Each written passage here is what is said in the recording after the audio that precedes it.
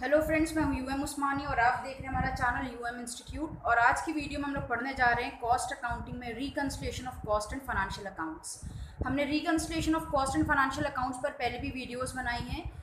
उसका पूरा फॉर्मेट भी समझाया है, बेसिक कंसेप्ट भी समझाया है, क्वेश्चन भी कराए हैं। और आज हम लोग इससे पहले जो हमने क्वेश्चन किया था उसमें सिंपल हम लोगों को अमाउंट दिया हुआ था कि कॉस्ट अकाउंट में कौन कौन सी अमाउंट्स नहीं गई हैं।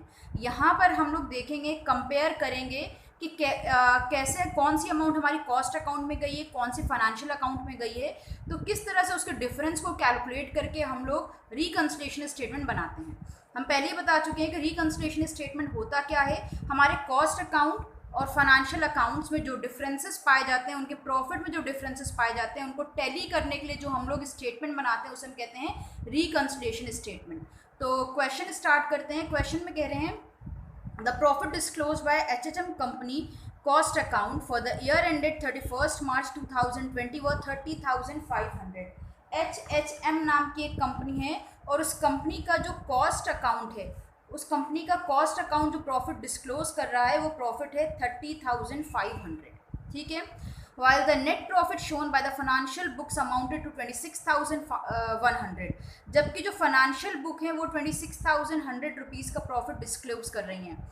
अब यहाँ पर हमें कह रहे हैं आगे, due to the following reasons, यानी जो डिफरेंसेस आए हैं कि कॉस्ट अकाउंट का प्रॉफिट अलग है, फाइनेंशियल का अलग है, उसके कुछ रीजंस दिए हुए हैं। जैसे पहला रीज़न है कि इनडायरेक्ट एक्सपेंसेस कॉस्ट अकाउंट में अलग लिख गए हैं, फाइनेंशियल अकाउंट में अलग लिख गए हैं। डायरेक्टर फीस दिया हुआ है, फाइनेंशियल अकाउंट में लिखी है, इसका मतलब है कि कॉस्ट अकाउंट में लिखा ही नहीं है क्योंकि ये हमारा फाइनेंशियल एक्सपेंस है, तो इसको कॉस्ट में लिखने से भूल गए हैं। इनकम टैक्स के लिए प्रोविजन बनाया है, ये नहीं गया है। ट्रांसफर फीस है और provision for bad and doubtful debt. Depreciation financial account में चार्ज हो गया बट कॉस्ट अकाउंट में चार्ज नहीं हुआ है, जिसकी वजह से यहाँ पर डिफरेंस आ रहा है। ओपनिंग स्टॉक देखिए, कॉस्ट अकाउंट का 4,000 है और ओपनिंग स्टॉक फाइनेंशियल अकाउंट में 2,500 गया है, दोनों में डिफरेंसेस हैं। इसी तरह से क्लोजिंग स्टॉक कॉस्ट अकाउंट में अलग गया, फाइनेंशियल अकाउंट में अलग गया, ये भी डिफरेंस की एक वजह है। आगे बोल रहे हैं, no entry was made in financial account in respect of dividend receive 1,300। Financial account है, वहाँ पर 1,300 का जो डिविडेंड मिला है उसकी कोई एंट्री नहीं की गई, इसको रिकॉर्ड करना ही भूल गए। फाइनेंशियल बुक्स में भी कॉस्ट का नाम नहीं दिया, तो इसका मतलब है कॉस्ट बुक में भूले ही भूले हैं। फिर लास्ट में कह रहे प्रिपेयर अ रिकंसिलिएशन स्टेटमेंट, हमें रिकंसिलिएशन स्टेटमेंट बनाना है जो ऊपर इन्फॉर्मेशन दी है उसकी हेल्प से। तो प्रिपेयर करते हैं रिकंसिलिएशन स्टेटमेंट। ये हमने रिकंसिलिएशन स्टेटमेंट का फॉर्मेट बना लिया है, यहाँ पर हेडिंग डाल दिए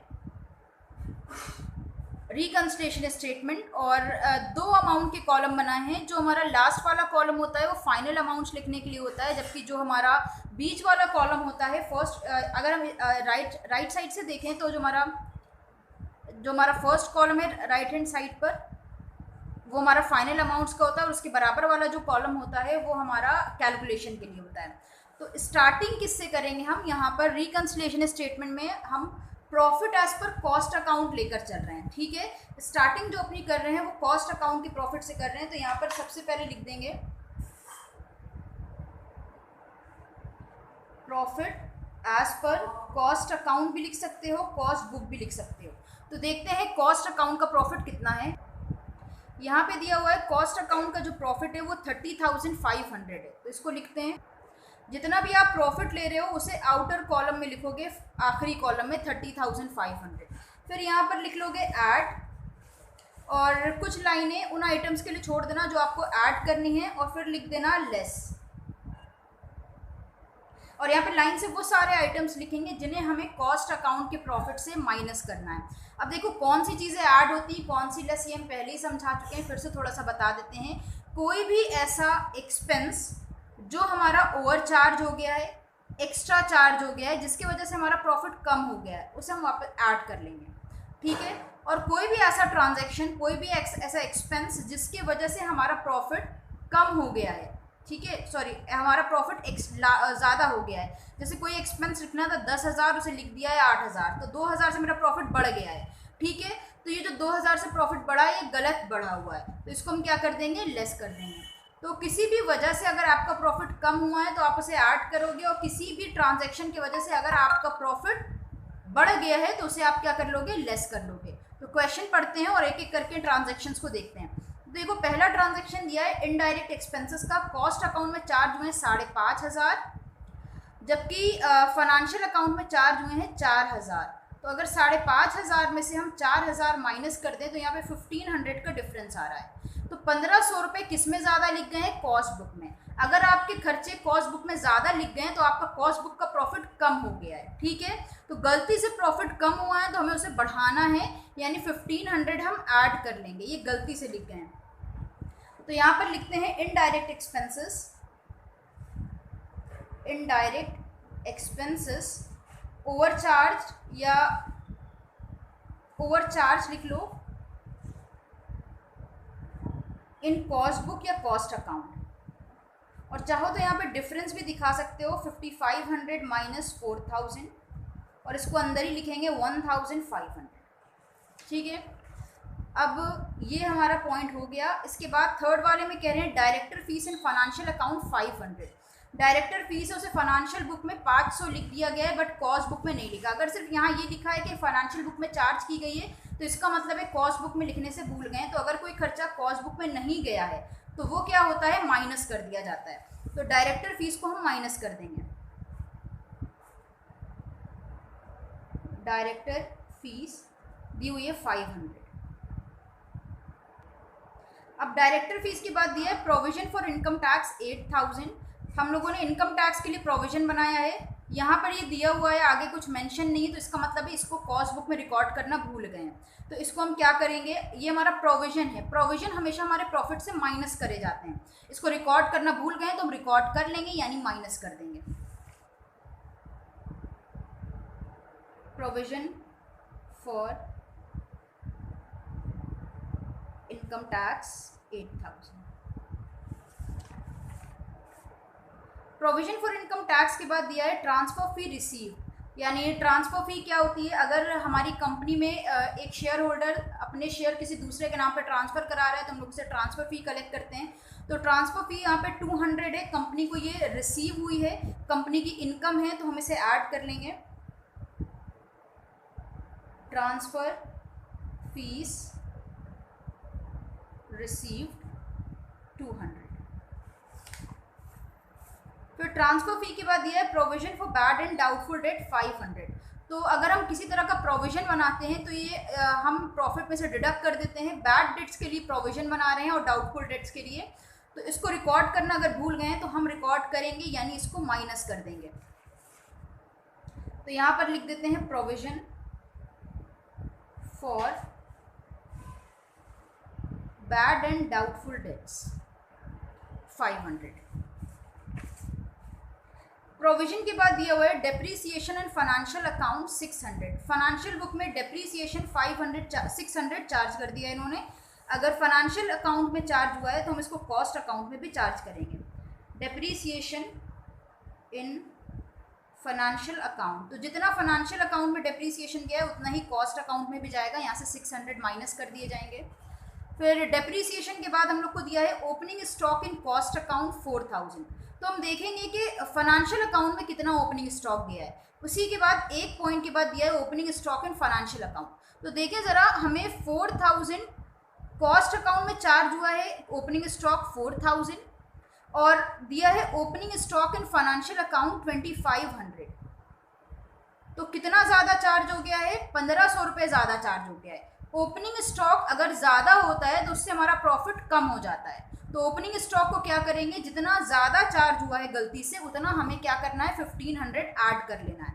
तो अगर ओपनिंग स्टॉक कभी भी ओवर वैल्यूड हो जाए तो वो हम क्या करेंगे, ऐड कर लेंगे। लिख देते हैं यहाँ पर opening stock over valued in cost account, और अमाउंट डाल देंगे 1500।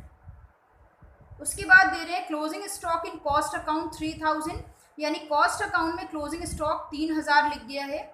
और देख लेते हैं फाइनेंशियल अकाउंट में कितना लिखा है। तो एक पॉइंट के बाद दिया है closing stock in financial account 5000, जबकि फाइनेंशियल अकाउंट में 5000 चार्ज हुआ है। तो अब की क्या हो गया है, फाइनेंशियल अकाउंट में हमारा ज़्यादा चार्ज हो गया है और कॉस्ट अकाउंट में हमारा जो क्लोजिंग स्टॉक है वो कम चार्ज हुआ है। देखिए, अगर क्लोजिंग स्टॉक कम लिख जाए तो उसकी वजह से प्रॉफिट बढ़ जाता है, ठीक है। असर क्या पड़ता है, अफेक्ट, ये ध्यान रखना है। अगर हमारा क्लोजिंग स्टॉक कम हो रहा है तो उसका अफेक्ट ये पड़ेगा कि हमारा प्रॉफिट बढ़ जाएगा। ठीक, तो अगर किसी ट्रांजैक्शन की वजह से हमारा प्रॉफिट अननेसेसरी यहाँ पर अगर हमारा क्लोजिंग स्टॉक कम होगा तो हमारा प्रॉफिट भी कम हो जाएगा, डायरेक्टली रिलेटेड होते हैं दोनों। ठीक है, तो अगर हमारा क्लोजिंग स्टॉक कम हो रहा है तो प्रॉफिट भी क्या हो जाएगा, कम हो जाएगा। तो प्रॉफिट हमारा क्योंकि कम हो रहा है तो इतनी अमाउंट को हम वापस से ऐड कर लेंगे 2000। तो क्लोजिंग स्टॉक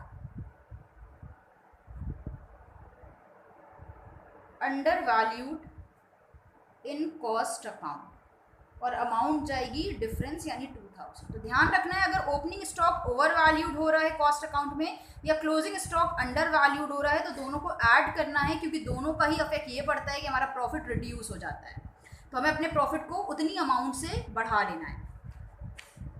तो यहाँ तक तो हो गया। फिर लास्ट पॉइंट दे रहे हैं, no entry was made in financial account in respect of dividend receive 1300। देखिए यहाँ पे जितनी चीज़ें दी हैं जिनके बारे में ये बता रहे हैं कि वो सिर्फ फाइनेंशियल बुक में रिकॉर्ड हुई है, तो वो कॉस्ट बुक में रिकॉर्ड नहीं हुई है। ठीक, अब यहाँ पे बोल रहे हैं कि डिविडेंड जो मिला था वो डिविडेंड फाइनेंशियल अकाउंट में भी रिकॉर्ड नहीं हुआ है। तो ये जो डिविडेंड है ये तो ना तो कॉस्ट बुक में रिकॉर्ड हुआ है ना तो फाइनेंशियल बुक में रिकॉर्ड हुआ है। तो जब दोनों बुक्स में रिकॉर्ड नहीं हुआ है तो हम इसको रिकंसिलिएशन स्टेटमेंट में भी रिकॉर्ड नहीं करेंगे। तो ये आपको ध्यान रखना है, अगर किसी भी तरह का कोई भी ट्रांजैक्शन ऐसा है जिसे कॉस्ट और फाइनेंशियल दोनों बुक में रिकॉर्ड नहीं किया गया है तो उसे रिकंसिलिएशन स्टेटमेंट में भी रिकॉर्ड नहीं किया जाएगा, तो इस ट्रांजैक्शन की कोई एंट्री नहीं होगी। तो हमारे सारे ट्रांजैक्शंस कंप्लीट हो गए। हम यहाँ पर क्या करने वाले हैं, टोटल कर लेंगे।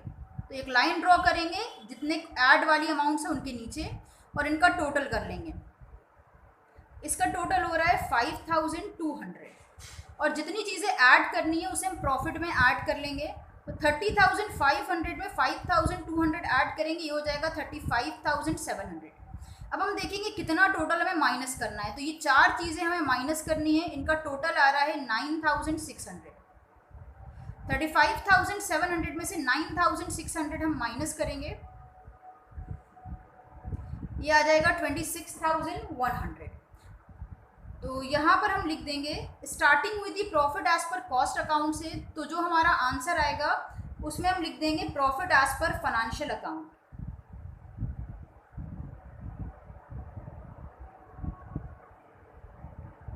ठीक है, ये हमने लिख दिया। लिखने के बाद अब हम देखेंगे क्वेश्चन में जो हमें फाइनेंशियल अकाउंट का प्रॉफिट दिया था उससे हमारा ये आंसर मैच हो रहा है या नहीं हो रहा है। तो क्वेश्चन देख लेते हैं। क्वेश्चन में दिया था कि फाइनेंशियल बुक्स में प्रॉफिट हो रहा है 26,100 का और देखिए हमारा प्रॉफिट भी यहाँ पर आ गया है 26,100। तो हमारा आंसर जो है वो मैच हो गया है, इसका मतलब हमारा क्वेश्चन सही हो गया है। तो उम्मीद है आज की वीडियो आप लोगों को पसंद आई होगी। रिकंसिलिएशन स्टेटमेंट पे ये वीडियो थी हमारी। अब आप लोगों को रिकंसिलिएशन स्टेटमेंट बनाने में कोई दिक्कत नहीं होगी। तो अगर आप हमारे चैनल पर नए हैं तो इसको सब्सक्राइब करिएगा, वीडियो पसंद आए तो इसे लाइक और शेयर करिएगा, किसी टॉपिक में डाउट हो तो कमेंट में बताइएगा। फिर मिलते हैं एक नई वीडियो के साथ। हमारे साथ जुड़े रहने के लिए और वीडियोस को देखते रहने के लिए थैंक यू।